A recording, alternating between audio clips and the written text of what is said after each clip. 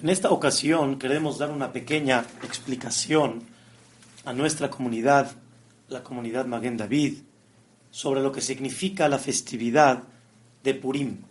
Una festividad hermosa, una festividad con alegría, una festividad en la cual nos acercamos a Boreolam, a nuestro Creador del mundo, con amor, con cariño, a diferencia de Yom Kippurim, que nuestra cercanía es por medio de ayuno, un poquito más con temor, con teshuvá, pero en esta ocasión nosotros vamos a manifestar nuestra alegría acercándonos con Akadosh Baruj Hu, con mucho corazón y con mucha alegría.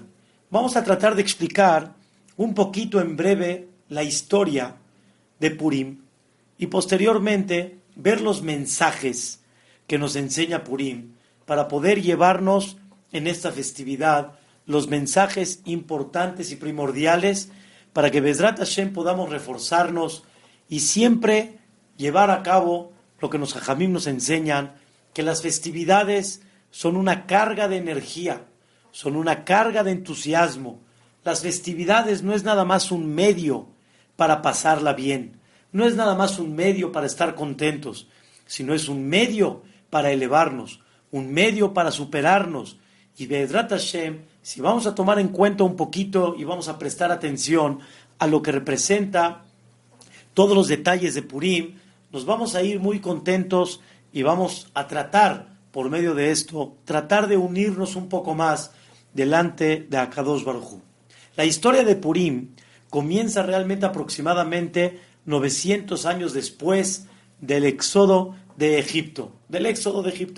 Sabemos nosotros que la salida de Mitzrayim, después posteriormente Yoshua bin Nun entra con el pueblo de Israel a la tierra de Israel y hasta que llegamos a la época de Shelomo HaMelech, que construye el Bet HaMikdash, que aproximadamente 480 años después de la salida de Mitzrayim, Shelomo HaMelech construye el Bet HaMikdash.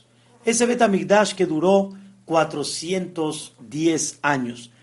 En ese lapso de 410 años, al principio, en la época del rey Salomón, de Shelomo HaMelech, el pueblo de Israel pasó épocas formidables, épocas de elevación, épocas de espiritualidad, de conexión con Dios, y en la cual el Bet HaMikdash estaba lleno de milagros, lleno de radiar a cada uno de nosotros ese sentimiento que Dios estaba con nosotros. Desgraciadamente, una de las tragedias que comenzaron con el pueblo de Israel fue en la época que se dividió el reino, después de que falleció Shelomo HaMelech, se dividió en dos, el reino que le llamaron el reino de Israel y el reino de Yehudá, Malchut Israel y Malchut Yehudá. Uno estaba en el norte y otro estaba en el sur. Las 10 tribus de 12 fueron las que componieron el reino de Israel, y 2 tribus que restaron fueron los que compusieron el reino de Yehudá, que realmente provenía de Yehudá y de Binyamin. Desgraciadamente, conforme fue pasando el tiempo, el reino de Israel, que componía de 10 tribus, se alejaron. Desgraciadamente empezaron a alejarse de los cumplimientos de la Torá, hasta que llegó el rey Sanherib, que era el rey de Asiria, y llegó a conquistarlos y los exilió a las 10 tribus. Que hay una discusión y hay una confusión muy grande. ¿Qué pasó con ellos? Hasta hoy en día no se sabe estas 10 tribus, qué pasó, a dónde quedaron, regresaron, no regresaron, pero hasta ahorita lo que nosotros sabemos es que el pueblo de Israel, lo que compone hoy en día, viene principalmente de 3 tribus: la tribu de Yehudá, la tribu de Benjamín y la tribu de Leví, que compone a los Kohanim y a los Leviim. Después, posteriormente, cuando quedaron estas 2 tribus, que era Malchut Yehudá, el reino de Yehudá, llegó el momento que también hasta ellos no tuvieron el comportamiento adecuado en los ojos de nuestro Creador. Se alejaron con idolatría, se alejaron con otros pecados muy graves, hasta que Dios mandó a Nebuchadnezzar, el rey de Babel, invadió a Israel y destruyó el primer Bet HaMikdash. Y así él exilió a casi todas las tribus restantes, las que comentamos anteriormente: Yehudá, Binyamin, los Kohanim, los Leviim, a Babilonia. Babilonia es lo que hoy en día le llamamos Irak, lo que es Irak en nuestros días. Irmiyá Nabí, el gran profeta Irmiyá, que él había alertado al pueblo de Israel que iba a haber una destrucción, iba a haber un exilio, pero desgraciadamente el pueblo de Israel no prestó atención. En una de las profecías de Irmiyá, él predijo que los Yehudim retornarían a Israel después de la destrucción del Bet HaMikdash. Iban a regresar otra vez a su país, a Eretz Israel. Incluso Irmiyá especificó una fecha para el retorno. Él declaró que el templo será destruido y será desolado durante 70 años después de la destrucción. Eso significa que entre el primer Bet HaMikdash y el segundo Bet HaMikdash iba a durar un espacio de 70 años. Pero con todo y eso, la gente no le hizo caso a Irmiyá Nabí y sucedió lo que sucedió. Se destruyó el Bet HaMikdash. Después del exilio, cuando llegaron a Babel, hubo muchas personas que creyeron que nunca volverían a Israel y se sintieron que ese exilio iba a significar el término de la relación especial entre nuestro Creador y el pueblo de Israel. Los judíos, realmente los Yehudim, rápidamente se aclimataron al exilio y construyeron una comunidad judía, una comunidad yehudí en Babel, y posteriormente también llegaron a Persia, que es lo que hoy en día le llamamos Irán. El imperio persa eventualmente conquistó al imperio babilonio, y un líder militar llamado Ahasverosh, él fue el que convocó y que construyó su trono y se convirtió en el gobernador supremo de este imperio, el imperio persa. Él tuvo un error. Ahasverosh, aunque no lo crean, tenía bastante conocimiento de todas las profecías del pueblo de Israel, y él sabía de la profecía de Irmiyá Nabí que el pueblo de Israel va a tener un exilio de 70 años. El asunto fue que él hizo una cuenta, un cálculo erróneo de esos 70 años, y justamente él pensó que los 70 años que Irmiyá había profetizado ya terminaron, y no vio cómo el pueblo de Israel regresa a Eretz Israel y a la construcción del segundo Bet HaMikdash. Él pensó que esa profecía ya no se va a cumplir.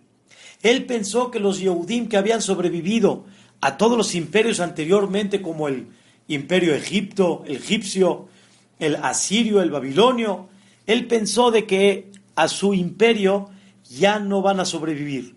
Él pensó que el pueblo de Israel se terminó, y tanto se convenció que la profecía ya no se va a cumplir, que ese fue el momento en el cual dijo: llegó el momento de celebrar. Por eso la Megilá de Esther dice que en el tercer año de su reinado de Ahasverosh hizo un banquete enorme, un banquete grande, un banquete que invitó al mundo entero, invitó a grandes personalidades, invitó a ministros, invitó a reyes de todo su gobierno, de todo su imperio, que él gobernaba sobre 127 países. ¿Y cuál fue la finalidad de ese banquete, que duró 180 días? Fue para celebrar su victoria permanente, pensando él de que ya no se va a volver a construir el Bet HaMikdash. ¿Y qué creen? En ese banquete, Ahasverosh utilizó los utensilios del Bet HaMikdash. Nebuchadnezzar Melech Babel, cuando destruyó el Bet HaMikdash, él había tomado como botín del Bet HaMikdash, había tomado una gran cantidad de utensilios sagrados del Bet HaMikdash. Y este Ahasverosh Nebuchadnezzar no se atrevió a utilizarlos. Los descendientes de Nebuchadnezzar, como por ejemplo Belshazzar, Evil Merodej, no se atrevieron a utilizar esos kelim del Bet HaMikdash, porque ellos sabían la profecía que en 70 años vamos a volver a regresar, y sabían que eran utensilios sagrados y no se atrevieron a utilizarlos. Sin embargo, Ahasverosh, con el cálculo erróneo que tuvo, él pensó que ya no iba a haber más Bet HaMikdash, y en ese banquete grande, en esa fiesta grande, él tomó esos utensilios tan sagrados, que él pensó que ya no va a volver a regresar el Bet HaMikdash. Y desgraciadamente, como profanó, o más bien dicho, afortunadamente tal vez para nosotros, como él utilizó los utensilios del Bet HaMikdash que eran sagrados, Akadosh Baruj Hu, por haber hecho eso, lo castigó. ¿A quién castigó? A Ahasverosh. El castigo de Ahasverosh, ¿cuál fue? Que en el transcurso del banquete, él agarró a su esposa Vashti, que la quiso presentar delante del público con la belleza que tenía. Ella se negó y al final Ahasverosh la mató, que al final se arrepintió y fue un dolor muy grande para él. ¿Por qué se atrevió a matarla? Pero Akadosh Baruj Hu ordenó todo esto por haber utilizado los kelim, los objetos del Bet HaMikdash. Ese banquete Ahasverosh lo hizo en la capital de Persia que se llamaba Shushan. En esa capital Ahasverosh celebró un banquete muy grande, y posteriormente, después de ese banquete de 180 años, hizo un banquete pequeño de 7 días en la cual quiso formalizar una unión con todos los que integraban esa pequeña capital de Shushan. Desgraciadamente, los que también participaron en ese banquete fueron los Yehudim. Cuando Mordejai les había advertido que no lo hagan, y ellos participaron en esa celebración de Ahasverosh, y ahí fue cuando justamente pasó lo de Vashti, y posteriormente llegaron a matar a Vashti, la esposa de Ahasverosh. Entre paréntesis, el Talmud destaca que hay quien opina que uno de los motivos el cual el pueblo de Israel en un futuro fue amenazado por ese Haman Rasha, una amenaza que Bar Minan era casi fatal para el pueblo de Israel, eliminar al pueblo de Israel. El fondo del pecado fue haberse asociado en ese banquete con Ahasverosh. La solución final, la de Amán. Estamos tratando de sintetizar un poco esta historia. Uno de los enemigos más antiguos y persistentes del pueblo de Israel es la nación de Amalek. El primer enemigo que atacó a los Yehudim luego del éxodo en Egipto. Un descendiente de los amalequitas se llamó Amán. Él había ascendido a la posición del primer ministro. Lo máximo que una persona pudiera desear en ese imperio persa. Él era tipo el segundo que le seguía a Ahasverosh. Este fanático antisemita planeó un pogrom a lo largo de todo el imperio con el fin de eliminar al pueblo de Israel. Eligió hasta una fecha para su asesinato masivo a través de un sorteo. Ustedes saben que en Persia la palabra sorteo es pur, y por eso de ahí viene la palabra Purim, para recordar el sorteo que hizo Amán para destruir al pueblo de Israel. Aunque entre paréntesis no era un simple sorteo, era un sorteo en la cual Amán quería ver si él encontraba el día, digamos, de suerte baja del pueblo de Israel.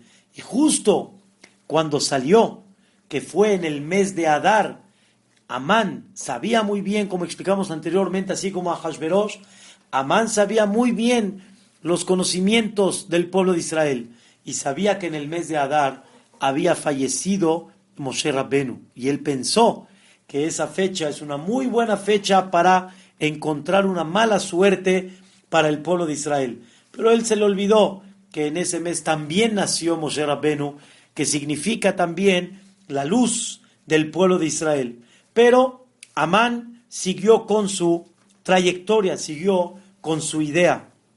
Una de las héroes de esta historia es Esther Amalcá, la reina en la cual después de que Vashti fue eliminada, entró Esther Amalcá de una manera increíble. de una manera milagrosa, pero es lo que vamos a explicar en el transcurso de nuestra plática. Esta fue la futura esposa de Ahasverosh. No se puede creer, ¿verdad? Imagínense una tzadeket, Barminan hoy en día pensar que una tzadeket se haga la esposa de la máxima autoridad del mundo. No se puede creer. Ella y su tío Mordejai, que también fue uno de los líderes religiosos de esa generación, fueron fundamentales para la salvación del pueblo de Israel. Después de reunir a la nación del clan Israel, del pueblo de Israel, para que se arrepienta y rezaran, porque saben que después del decreto de Amán, todo el pueblo de Israel estaba consternado, estaban tristes, estaban con una angustia en el corazón, ¿qué va a pasar con ellos? Pero Esther Amalcá con Mordejai se reunieron para formar un ayuno, para que el pueblo de Israel se arrepienta, para que el pueblo de Israel rece, para que el pueblo de Israel comprendan que lo único que Dios quiere de todo este decreto es: acércate conmigo, y vamos a lograr por medio del arrepentimiento, vamos a lograr por medio de la cercanía con Akadosh Baruj Hu a desenmascarar a Hamán Rasha. Ustedes saben que los decretos que vienen al pueblo de Israel, que ya nunca vengan, la finalidad de ellos es abrir el corazón y comprender quién eres tú, comprender que tu judaísmo representa acercarse a Dios, tu judaísmo representa el estudio de la Torá, tu judaísmo representa el cumplimiento de las mitzvot, y siempre, Rabotai, hay que comprender que cuando el pueblo de Israel entendieron el mensaje principal y llevaron a cabo el arrepentimiento, no necesitaron nada más. De forma increíble, Akadosh Baruj Hu anula los decretos en contra del pueblo de Israel. Y eso fue lo que pasó. Eso fue lo que pasó en esa época. Después de que ellos ayunaron 3 días, que la verdad vale la pena destacar entre paréntesis, que esos 3 ayunos fueron justamente en Pesaj. Ellos ayunaron el 14, el 15 y el 16. Hay quien opina que fue el 15, el 16 y el 17. Quiere decir que ellos ayunaron en la noche de Pesaj, en una noche en la cual todos nos reunimos para comer la matzá, para celebrar juntos la salida de Mitzrayim.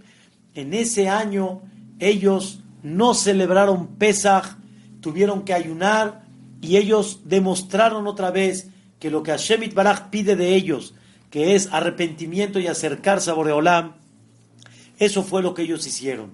Al final, ese arrepentimiento logró que Boreolam abra el corazón de Ahasverosh, y en un plan increíble, Esther Amalcá con Mordejai, Esther se presenta delante de Ahasverosh, los invita a los dos para que se reúnan en un banquete, y después de eso, Akadosh Baruj Hu empezó a demostrar al pueblo de Israel las señales de la salvación. Fue justamente esa noche, después de reunirse por primera vez Ahasverosh, Amán y Esther, cuando Ahasverosh no puede dormir, se le descubre a Ahasverosh que Mordejai hizo un favor con él. Amán se presenta delante de Ahasverosh para matar a Mordejai, y Ahasverosh le cambia la jugada. No nada más de que no mata a Mordejai, sino le ordena que lleve a Mordejai delante de todo el pueblo, en el caballo del trono, en el caballo del rey, con las vestimentas del rey, y anunciándoles a todos: así el rey le hará a toda persona que el rey quiere darle honor por haberse portado bien con el rey. ¿Eso qué le demostró al pueblo de Israel? Ánimo, hijo mío, en el momento que tú te acercas, no me espero a darte la noticia. Ya luego te doy ese entusiasmo, te doy ese sentimiento que estoy contigo. Increíble. Dentro de los 3 días del ayuno, ya empezaron ellos a ver cómo Hamán está jalando el caballo que está montado en él Mordejai. En ese momento el pueblo de Israel empezó a ver: cuando yo me acerco a Boreolam, cuando yo me arrepiento, Boreolam no tarda, y ya luego empieza a darle la primera luz al pueblo de Israel. Posteriormente vuelven a invitar a Amán, a Hashverosh, al segundo banquete, que ahí fue cuando Esther Amalcá descubrió el plan desgraciado de Amán, el plan malo que tuvo Amán, y posteriormente llegó el momento en el cual Ahasverosh se enoja con Amán, acusan a Amán que quiere matar a Mordejai, y al final Amán fue colgado. En ese momento los Yehudim se les permitió que ese día que Amán dictaminó para que los destruyan Barminan, fue totalmente al revés. El resultado fue victorioso. El pueblo de Israel se defendió, y uno de los milagros que sí destaca la Megilá es que fallecieron de todas las naciones que estaban en el imperio de Ahasverosh, pero del pueblo de Israel no falleció ni uno, ni uno. La Megilá destaca que 75,000 personas fueron eliminadas en esa guerra, y del pueblo de Israel no falleció absolutamente ninguno. Y eso Mordejai y Esther lo escribieron en una Megilá que al final es lo que hoy en día nosotros le llamamos Megilat Esther.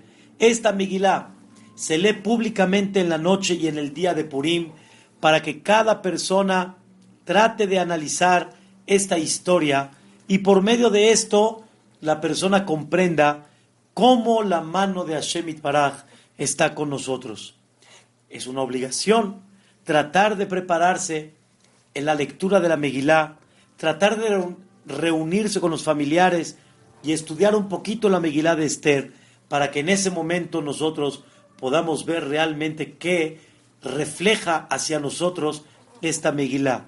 Es una de las Megilot que se leen públicamente con tanta gente alrededor, con tanta alegría, niños, niñas, jóvenes, jovencitas, señoras, señores, de todos, para promover ese milagro tan grande, pero con mucha alegría. Realmente saben ustedes que 3 años después del evento de Purim vino Dariavesh Amelech, el rey Dariavesh, lo que le llamaban Darius. Él fue el hijo de Esther Amalcá, y él, ¿de dónde fue hijo de Esther Amalcá? Ahasverosh sí tuvo un hijo con Esther Amalcá, que ese hijo se llamó Dariavesh, y él le permitió a los Yehudim retornar a Eretz Israel y reconstruir el Bet HaMikdash. Este Bet HaMikdash fue reconstruido exactamente 70 años después de su destrucción, tal cual como predijo Irmiyá Anabí. Queremos estudiar, esa es la pequeña historia muy resumida, pero queremos destacar ciertas cosas muy importantes. Número 1, Megilat Esther. Megilat Esther quiere decir descubre lo oculto. Megilá viene de la palabra Gilui. Gilui quiere decir descubrir. Esther quiere decir algo que está oculto. En Purim nosotros celebramos el hecho que la mano de Dios nos guía, incluso en ocasiones cuando no podemos ver los milagros revelados, no podemos ver los milagros abiertamente, pero nosotros al leer la Megilá de Esther vemos cómo se descubre lo que está oculto, cómo se descubre esa mano de Dios. A pesar que se convirtió este libro famoso llamado Libro de Esther, Megilat Esther, en una historia increíble, pero presten bien atención, en esta historia larga de Megilat Esther no se menciona el nombre de Dios. No está el nombre Yud, Ke, Vav, Ke, Elohim, Amonai, no está. La verdad, despierta una inquietud muy grande. Si nosotros realmente sabemos que este milagro nos lo hizo Dios, ¿por qué no recordamos el nombre de Dios en la Megilá de Esther? Es sorprendente. La verdad nos despierta un poquito de inquietud. La respuesta es como mencionamos. En Purim celebramos el hecho que la mano de Dios nos guía, incluso en ocasiones cuando no ves los milagros de una manera abierta. Y el motivo es, cuando uno lee la Megilá de Esther, no encontramos dramáticos cambios en las leyes de la naturaleza, sino una serie de eventos aparentemente desconectados que finalmente llevaron a la salvación del pueblo de Israel. Aparentemente se ve todo natural. Se ve como que las cosas se fueron embonando, se fueron enlazando, pero de una manera natural, como que no se ve algún milagro específico. Ahasverosh, por ejemplo, ejecutó a su primera esposa llamada Vashti. Posteriormente eligió y buscó a una mujer que al final eligió a Esther Amalcá como su nueva reina. ¡Ay, qué casualidad! Justamente entró Esther Amalcá, una Yehudía, en el reino de Ahasverosh. Esos no son milagros, sino un comportamiento esperado de un rey déspota. Tampoco fue un milagro que Mordejai salvara al rey de un complot para asesinarlo. Se ve natural. Escuchó que alguien quería matar al rey. ¿Por qué no le va a hacer un favor al rey? Tal vez con eso él gane dinero, tal vez con eso él gane honor. No se ve algo muy extraño, no se ve algo fuera de lo común, porque con eso va a ganar así una gratitud. Cada evento en sí mismo, en la Megilá de Esther, no se ve un milagro, no se ve algo excepcional. Sin embargo, cuando lo vemos en retrospectiva, cuando lo vemos retroactivamente, la serie de eventos se observa como una obra de ingeniería divina, como una obra increíble que la fue manejando Dios, con un objetivo en particular: lograr el arrepentimiento del pueblo de Israel para luego salvarlos del peligro. Este tema de alusión puede ser la causa detrás de la costumbre de disfrazarse en Purim. Quiere decir, si nosotros vemos otra de las costumbres que hay en Purim es disfrazarse. Las máscaras, los disfraces muestran que la verdad siempre cae bajo la superficie. ¿Qué quiere decir? Nosotros, cuando vemos por fuera a una persona con disfraz, no sabemos quién es. Aparentemente no sabemos qué hay allá adentro. En el mundo físico que vivimos, señoras y señores, se esconde la verdadera realidad espiritual. La idea de Purim es: descubre la mano de Dios. La idea de los disfraces es: descubre que el mundo físico que tú ves no es eso, hay algo más escondido, una realidad espiritual. Por eso justamente el pueblo de Israel, en estos momentos tan especiales, el pueblo de Israel descubrió que no nada más cuando ves a Dios es cuando te apegas con Él. Y cuando estás en el exilio piensas que Dios se alejó de ti. Dios te demuestra que nunca te va a abandonar. Dios te demuestra que Él está contigo en cada momento, en cada situación. Y aunque ves aparentemente a Dios lejos de ti, ahí Él está.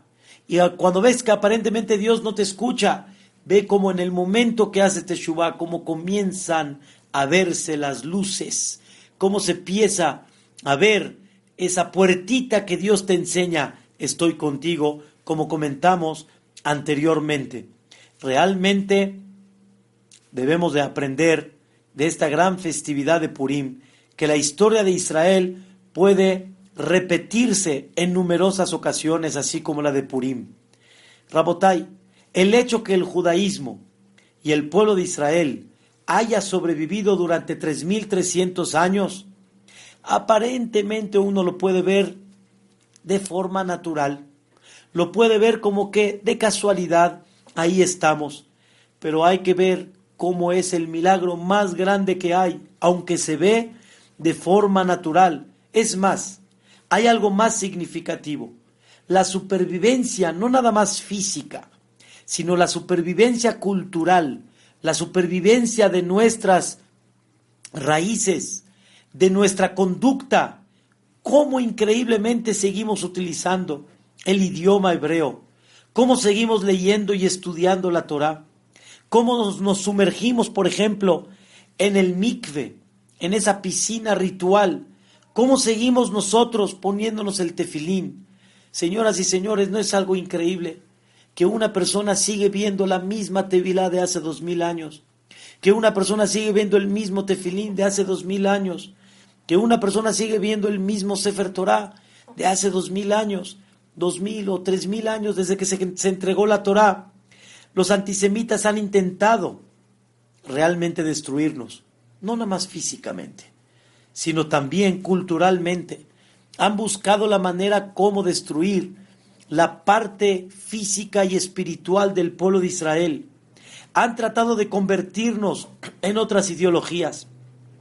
Han tratado que nosotros cambiemos nuestras raíces, nuestras tradiciones, pero no es así. Es una manera increíble cómo el pueblo de Israel sigue adelante. Y aunque no tenemos nosotros un lugar específico donde estamos todos reunidos, a donde vamos, volvemos a edificar nuestra espiritualidad. Volvemos a demostrar que siguen los Bate Knesiot, siguen los Bate Midrashot. Señoras y señores, piensen un minuto. Cuando llegaron nuestros antepasados a México, aquellos que iniciaron nuestra comunidad y las demás comunidades, cuando ellos llegaron, ¿a qué llegaron? Había Maguen David, había Monte Sinai, había todos los lugares de espiritualidad y de reunión de nosotros. Había ese concepto para llegar a dónde vamos a llegar a Maguen David. No existía. Vamos a llegar al Betacneset tal. No existía. Ellos fueron aquellos que construyeron. ¿Quién les pidió? ¿Quién les pidió que comiencen los primeros pasos de traer Sifrei Torah de Bagdad, de construir un pequeño Betacneset, los Bateknesiot en Justo Sierra? ¿Quién pidió que traigan Sidurim? ¿Quién pidió que sigan esas costumbres de Pesach, de Shavuot, de Sukkot? La respuesta es, eso nosotros lo llevamos en la sangre. Y vean cómo otra vez el pueblo de Israel se vuelve a regenerar. Y aunque Barminán existieron decretos que Barminán quisieron destruir al pueblo de Israel, pero Akadosh Baruj Hu, cuando ve que el pueblo de Israel quiere reflexionar, vean cómo el pueblo de Israel vuelve a regresar otra vez a sus raíces. Y es más, si quieren verlo en una manera increíble también, cómo Akadosh Baruj Hu nos permitió volver a regresar otra vez a Eretz Israel, a nuestra tierra, en la cual tenemos esa oportunidad de reunirnos allá, de volver a ver el Kotel HaMa'araví, de poder ver los lugares de nuestros antepasados, de Abotenu HaKedoshim, nuestros queridos padres Abraham, Isaac y Jacob. No es una cosa fantástica, no es una cosa increíble. Por eso Purim es el prototipo de la supervivencia del pueblo de Israel durante el exilio. Tenemos que ver algo muy importante. Dentro de todo esto, vamos a ver un poquito lo que significa este día tan especial de Purim, o más bien dicho, cuáles fueron las cosas que los Jajamim nos enseñan para que la persona lleve a cabo un día tan especial. En este día de Purim, sabemos que difiere mucho a lo que pasó en Hanukkah. En Hanukkah, esencialmente la amenaza fue sobre la parte espiritual, pero en Purim la amenaza fue sobre la existencia física del pueblo de Israel. Exactamente lo que quiso hacer Hitler y Shemó fue lo mismo que quiso hacer Amán, o más bien dicho al revés. Lo que quiso hacer Amán fue lo que quiso hacer Shemó Hitler. ¿Cuál es la idea? Porque Amán quiso destruir físicamente al pueblo de Israel, hombre, mujer, niño, niña, todo el quien es Yehudí. Y nosotros, por eso en Purim, celebramos nuestra liberación física. No como en Hanukkah, que celebramos la parte espiritual, que por eso justamente Hanukkah representa muchas cosas que son espirituales, como el encendido de las velas es espiritual. Si se ponen a pensar, el Sevivón representa de arriba, Dios maneja. En Purim nosotros hablamos de Ra'ashanim, en la famosa matraca, en la cual representa la parte de abajo que nosotros hicimos esa teshuvá y nos llevó arriba a que Akadosh Baruj Hu nos ilumine. Las subganiyot de Hanukkah, que tienen mucho aire, representa lo físico. Los Osnei Amán, que son mucho más masudas, las galletas, mucho más unidas, no hay nada de poro, representa la parte material. Hay cosas, la verdad, espectaculares. Nosotros, el día de Purim, nosotros festejamos, nosotros hacemos banquetes, nosotros tratamos de unirnos con el compañerismo y realmente la finalidad principal es festejar esta parte física que el pueblo de Israel fue salvada el día de Purim. Vamos a tratar de analizar algo interesante. Amán, cuando le presentó a Ahasverosh su plan, describió delante de Ahasverosh este versículo: Yeshno am echad mefuzar forad ben ha'amim. Hay un pueblo, hay una nación que está dispersa, que está separada entre tu pueblo, entre tu imperio. ¿Qué quiso decir Amán?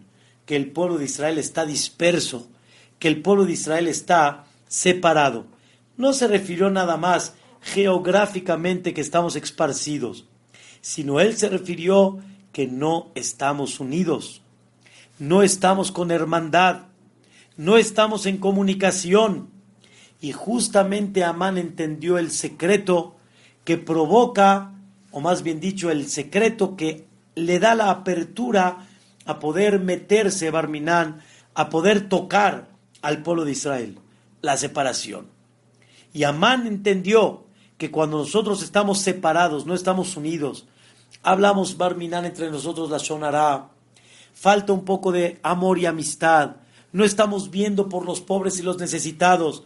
Amán supo que eso provoca que sea el pueblo de Israel una presa más fácil para hacerlos caer. Sabemos nosotros que en un nivel espiritual, cuando el pueblo de Israel no está unido, eso provoca que Akadosh Baruj Hu no nos proteja. Porque Boreolam no nada más quiere que cumplamos la Torá, sino también Boreolam quiere que nosotros nos sintamos unidos, que nosotros veamos por el otro, así como Dios ve por nosotros. Y para contrarrestar a esta situación, nuestros sabios decretaron que el día de Purim llevemos a cabo varias cosas para que por medio de ellas nos preocupemos por el bienestar, por la amistad, por la unión del pueblo de Israel. Fortalecemos la unión del pueblo de Israel por medio de Matanot Laevionim, dándole dinero a los pobres, preocupándonos por ellos, alegrando el corazón de ellos. También asimismo, Jajamim nos decretaron una mitzvah muy interesante que se llama Mishloach Manot. Mishloach Manot quiere decir mandar comida a nuestros compañeros. Se le llama tal vez algunos regalitos, pero no son regalos, sino son comidas a nuestros compañeros. ¿Y cuál es la idea? La idea es para que la persona vea y que el compañero también se sienta querido por el otro. Me llega un Mishloach Manot, me llega un regalo. ¿Cómo se siente uno? Feliz. Mira, pensó en mí. Mira, me mandó algo. Siente él que su compañero está con el corazón abierto hacia él. Los pobres no se sienten desamparados.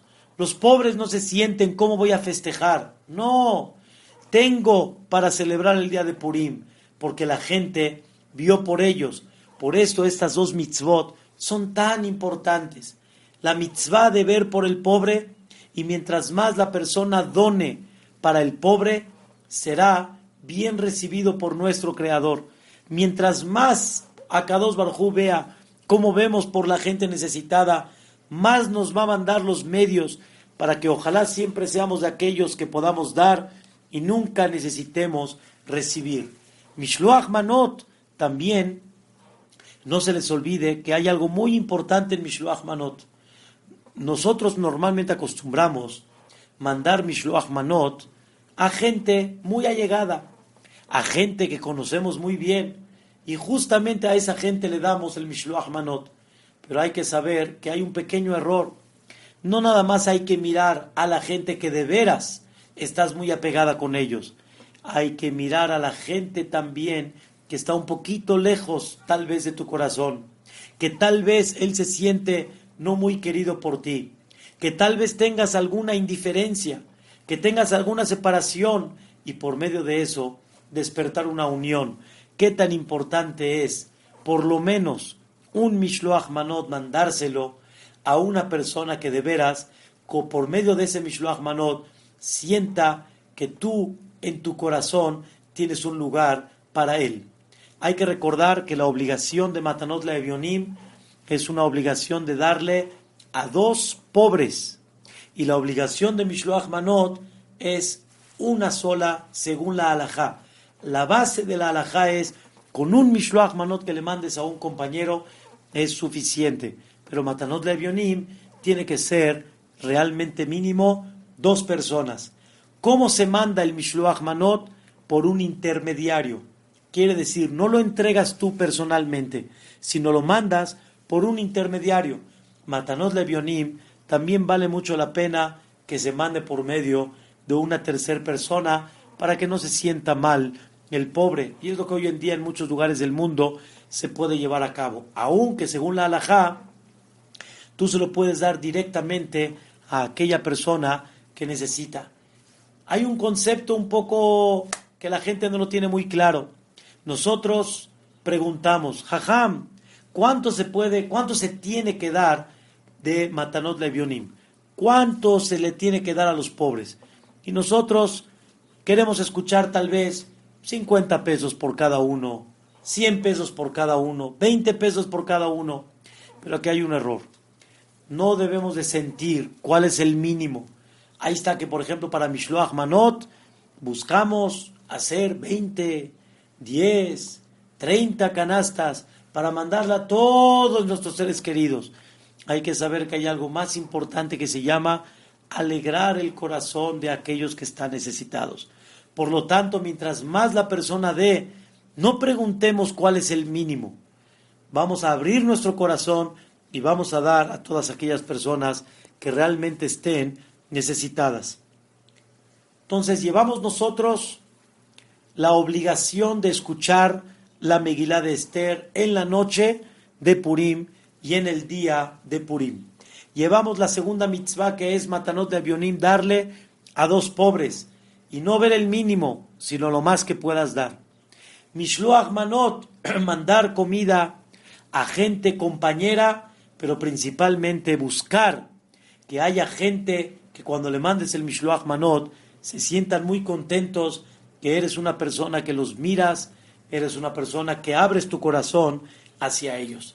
Y por último, tenemos una mitzvah muy especial en la cual nosotros nos sentamos el día de Purim y nos reunimos con la familia y hacemos la famosa Seudat Purim, el banquete de Purim. Ese banquete que nosotros celebramos y que nos viene a dejar un mensaje muy interesante.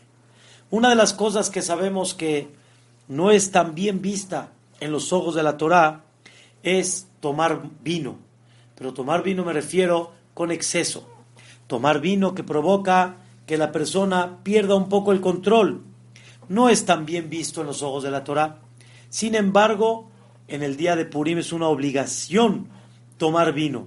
Una obligación que la persona se sienta contenta, que la persona se sienta con un corazón alegre, y aunque es verdad que hay que tener precaución de no beber de una forma excesiva, pero con todo y eso, sí hay una obligación en la cual la persona esté contenta por medio de unas cuantas copas de vino que la persona toma. Esto realmente nos viene a enseñar, a recordar lo que pasó en ese banquete, que justo todo vino por medio del vino. Cuando nosotros tomamos el vino, recordamos que por medio del vino fue matada Vashti, cuando se emborrachó a Ahasverosh. Por medio del vino, también Esther Amalcá invitó a Ahasverosh y a Amán. Por medio de ese vino, de ese banquete con vino, fue la caída de Amán. Pero ¿cuál es la finalidad de todo esto?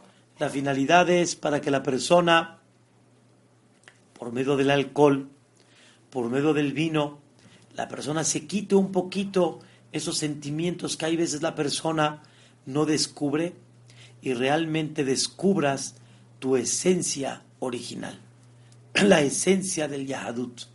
Muchas veces el cuerpo no le permite a la persona sacar lo que hay en el corazón. Si uno realmente fuera a estas seudot de Purim Si una persona presenciaría toda la gente que está en un ambiente espiritual y toma unas cuantas copas, la persona empieza a descubrir su esencia como judío, su esencia como alma que quiere apegarse a Dios, su esencia como aquella persona que quiere unirse otra vez a sus raíces, a nuestra sagrada Torá, que es lo más importante que hay.